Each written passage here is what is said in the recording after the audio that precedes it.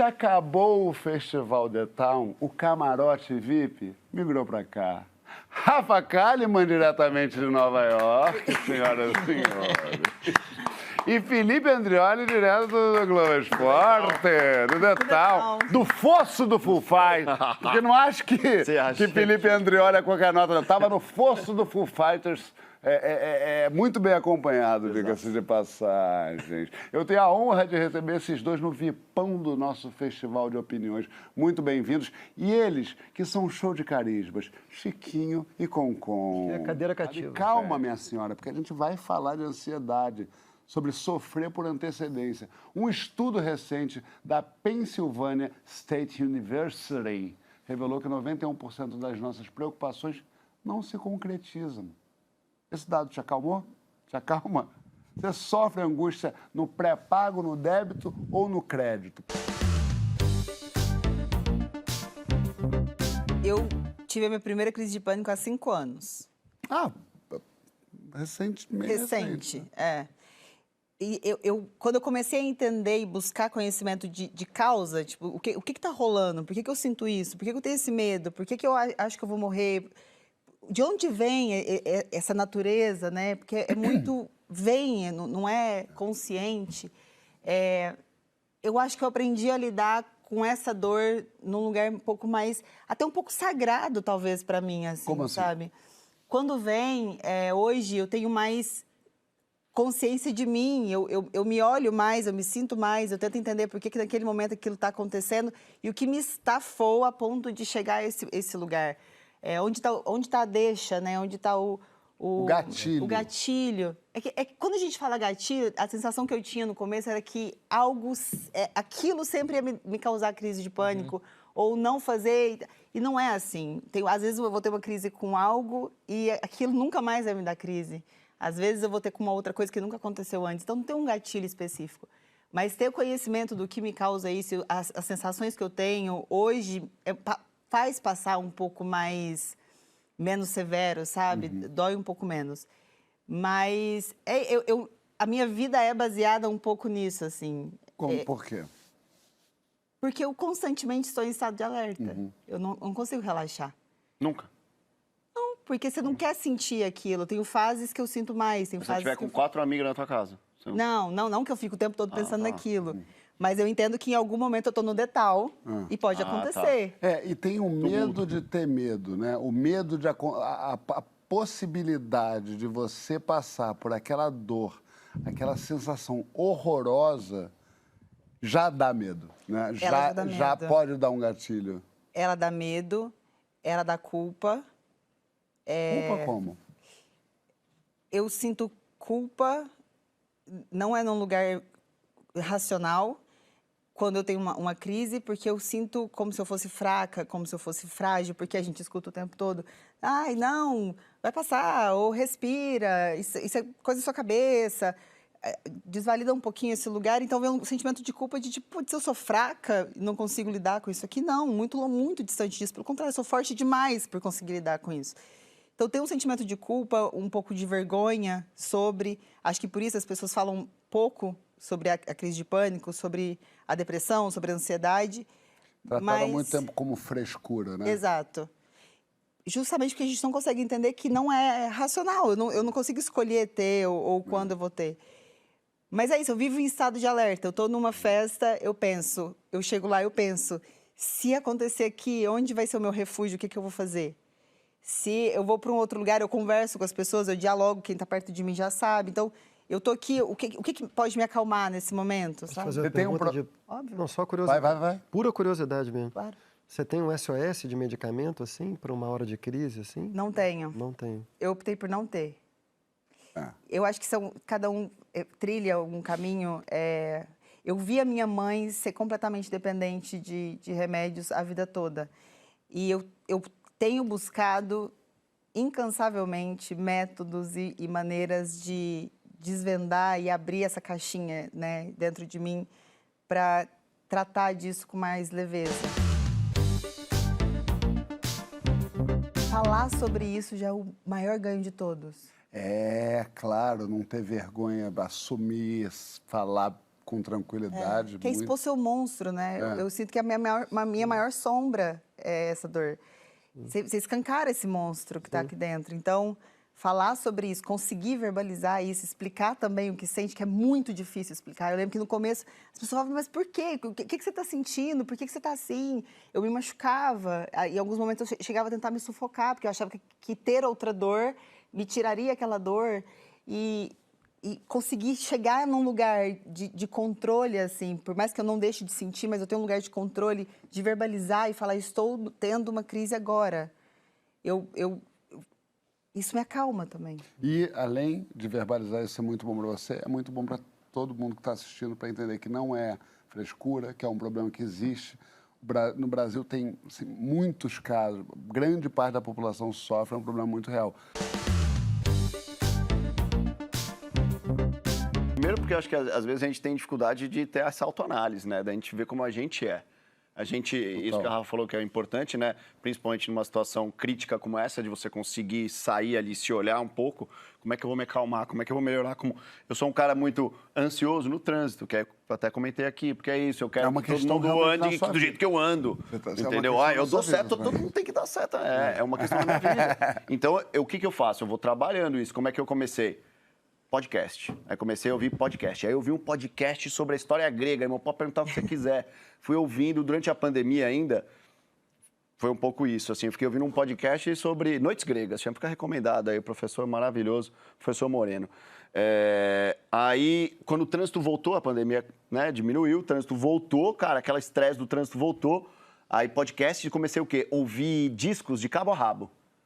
Entendeu? Eu vou pegar o disco e vou ouvir da música 1 à música 12. Esse aqui, esse que disco... Porque eu preciso me concentrar naquela outra coisa que não o trânsito. Eu preciso só dirigir, mas não posso me concentrar no trânsito, porque aí senão vem a loucura.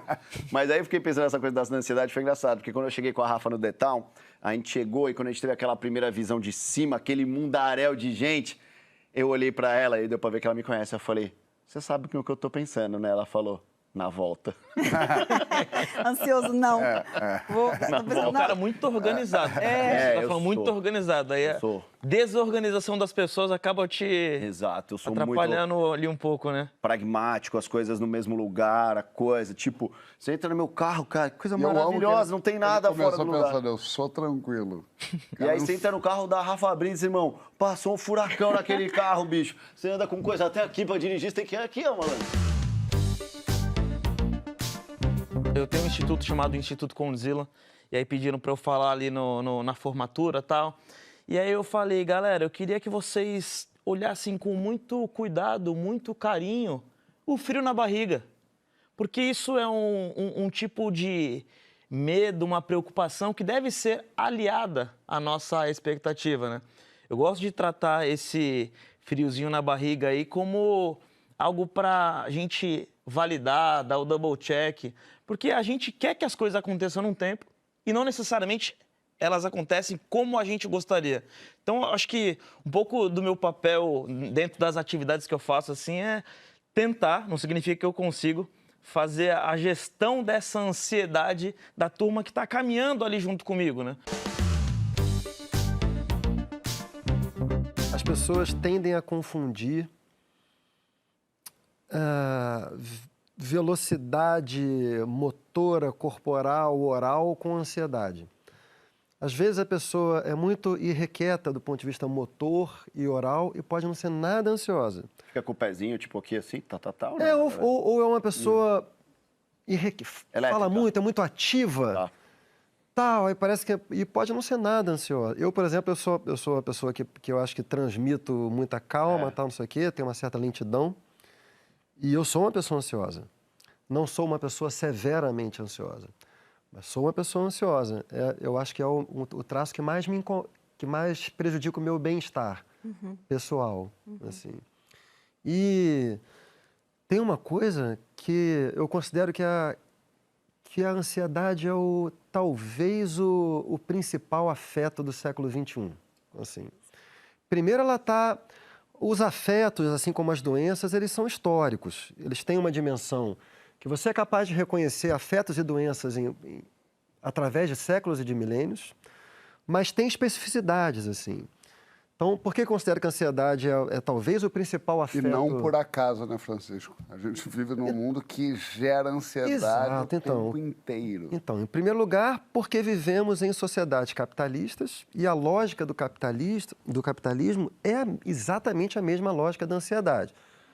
Então, definindo o que é ansiedade, eu considero que a ansiedade é antes de tudo, uma preocupação. Tá? O que é uma preocupação? Uma preocupação é uma espécie de deslocamento do sujeito no tempo. Você não está no presente. A ansiedade é uma espécie de déficit de presente. Você está psiquicamente num tempo um pouco mais à frente, se preocupando, projetando coisas que você considera que vai acontecer. O Felipe me fez pensar agora que a situação do trânsito é uma situação especialmente desafiadora para quem é ansioso, porque o trânsito te obriga a um estágio de aceitação do presente quase ao ponto da imobilidade. Literalmente, você está ali parado. É mais fácil para o ansioso estar em movimento. De alguma maneira, você está encontrando um impulso psíquico seu que é de estar mais à frente. Até um caminho mais longo só porque se movimenta, né? Só porque se movimenta, exatamente. Então, eu tenho uma dificuldade, eu fico mais ansioso no trânsito também, acho que em geral as pessoas. Então, em primeiro lugar, a coisa do capitalismo. E com muito lugar para pensar nos problemas que você não pode resolver por estar ali. Pois é. E quando você falou isso do não estar presente, nossa sociedade tem vários elementos que você vive não estando presente. Rede social. Pronto, nós somos realmente uma dupla. É o que eu ia falar. O outro grande fator ansiogênico do nosso tempo é redes sociais, né? A rede social produziu em nós uma compulsão à ocupação. A gente não suporta mais nenhum tipo de vazio, ou seja, aquilo que nos obrigaria a estar plenamente no presente sem alguma atividade. Ninguém suporta mais. E a velocidade das redes sociais, porque tudo acontece, a atualização é muito rápida, a comparação na rede social. Eu achei valente, assim, corajoso o modo como você está encarando a sua ansiedade, porque você recusou,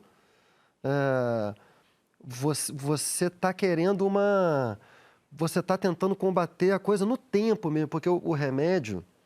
E eu, por exemplo, quando tenho ansiedade de noite, não consigo dormir, eu tenho um SOS ali, que recorro com frequência, tá? Mas acho bonito, assim, que você esteja querendo tentar se colocar no presente, né? Você não remediar o problema. Porque, de fato, o remédio é um disfarce, né? Ele não mexe nada na causa ali. Mas, enfim, só para terminar, assim, o que eu acho que é mais difícil na ansiedade é que a ansiedade ela pode estar relacionada a um objeto definido. Então, às vezes a gente sabe por que está ansioso. Sei lá, terminei um livro, entrego para o meu editor. Enquanto ele não me responde, estou ansioso, porque eu estou atrelado a uma expectativa no futuro. Então, realmente, eu estou projetado naquele futuro. Mas isso é uma coisa circunstancial que todo mundo tem. Eventualmente, o cara vai responder, vai passar. Se não responder, também vai passar, porque entendi que não aconteceu. Outras vezes não tem objeto, né? Isso que eu acho que é mais difícil, assim, quando a ansiedade é uma preocupação difusa. Tem alguma compressão no seu peito, você está projetado para frente e você não sabe por que é. Aí é mais difícil combater e em formas severas leva a pânico e tal. Né? Eu quero agradecer você pelo depoimento tão lindo e sincero, viu? Eu agradeço a oportunidade de falar. É importante.